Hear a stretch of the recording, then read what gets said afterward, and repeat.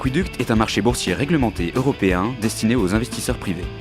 Equiduct permet de tirer parti de la nouvelle concurrence entre les bourses en garantissant aux investisseurs l'exécution de leurs ordres au meilleur prix, toutes plateformes confondues. Bonjour à tous, vendredi 21 décembre 2012, bienvenue pour le Duplex Bourse. Il est l'heure de rejoindre Guillaume Rozan en duplex des salles de marché de Bourse Direct. Guillaume, bonjour. Bonjour Mathieu. La Bourse de Paris a ouvert ce matin en légère baisse, suite notamment à la négociation aux États-Unis sur le mur budgétaire. Les républicains ne se sont pas mis d'accord. De plus, aujourd'hui, c'est la journée des 4 sorcières. Est-ce que le mot du jour est volatilité ? Alors, qu'est-ce qui s'est passé cette nuit ? Vers 3h du matin, les futurs américains ont fortement décroché, en repli de plus de 1%, 1,4%.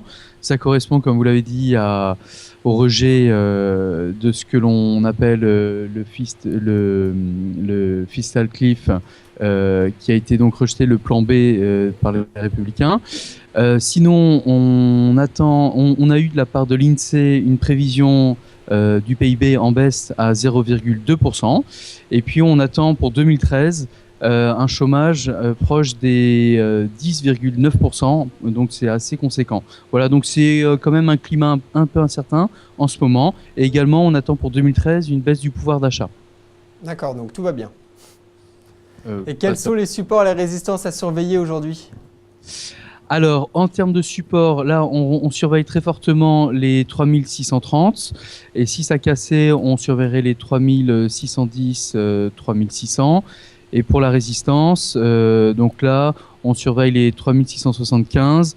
Et ce qui correspond au plus haut de l'année. Et si jamais on cassait ce point-là, on irait sur les 3720, 3730.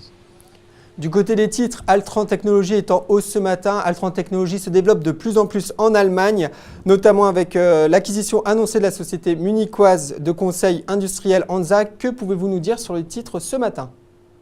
Alors, c'est plutôt bien accueilli. Bonne nouvelle. Cette société allemande représente 150 millions d'euros de chiffre d'affaires, ce qui est environ c'est à peu près 10% du chiffre d'affaires aujourd'hui d'Altran. Donc c'est assez conséquent. Ça permet de renforcer la stratégie d'Altran en Allemagne. C'est quelque chose d'essentiel pour eux. Et ça leur permettrait de passer de la 11e position en Allemagne à la 5e position.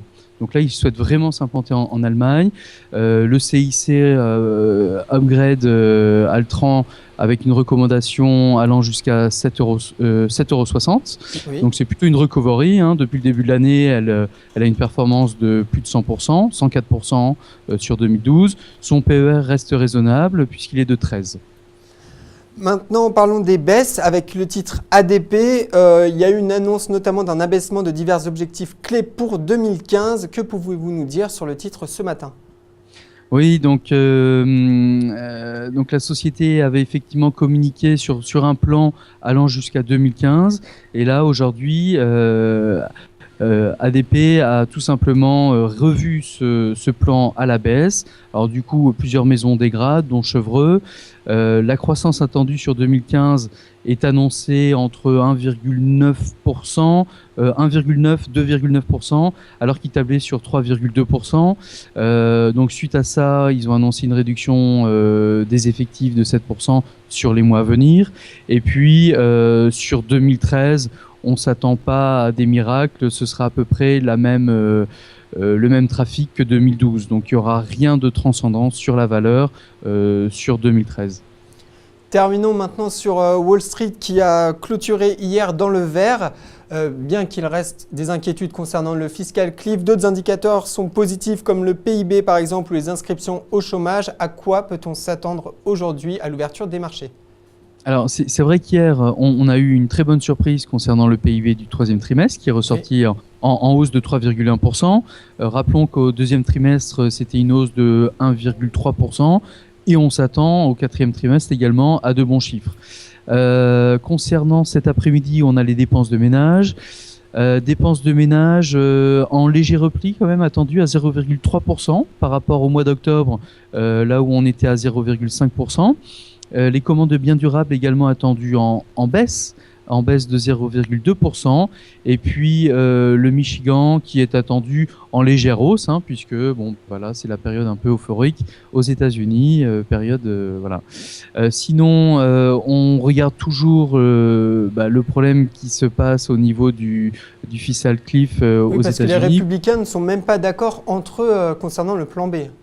Voilà, ils sont pas d'accord. On pensait qu'il y aurait une solution trouvée avant la fin de l'année, et finalement là, on arrive en pleine vacances parlementaires. Oui. Alors soit ils arrivent à trouver une solution ce week-end, ce qui est probable, mais sinon on repart sur 2013. Merci Guillaume pour ces explications. Passez de joyeuses fêtes.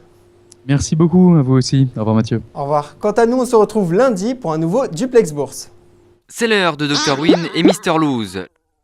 À gauche, c'est Mr Lose. À droite, Dr Win. Leur point commun, investir en bourse. Leur différence, Mr Lose réalise toujours ses transactions sur le marché historique. Dr Win, il sait qu'être un winner, ça se joue dès l'exécution de ses ordres. Il utilise donc Equiduct. Aujourd'hui, nos deux investisseurs ont décidé d'acheter le même titre. Et c'est la lose pour Mr Lose. Pas de chance, il y avait un meilleur prix ailleurs. C'est tout l'inverse pour Dr Win. Son ordre est exécuté à un meilleur cours que sur le marché historique. Dès l'exécution, il fait une meilleure opération. Vous l'aurez compris, optimiser ses gains en bourse, ça commence dès l'exécution. Equiduct, la bourse des particuliers pour une meilleure exécution.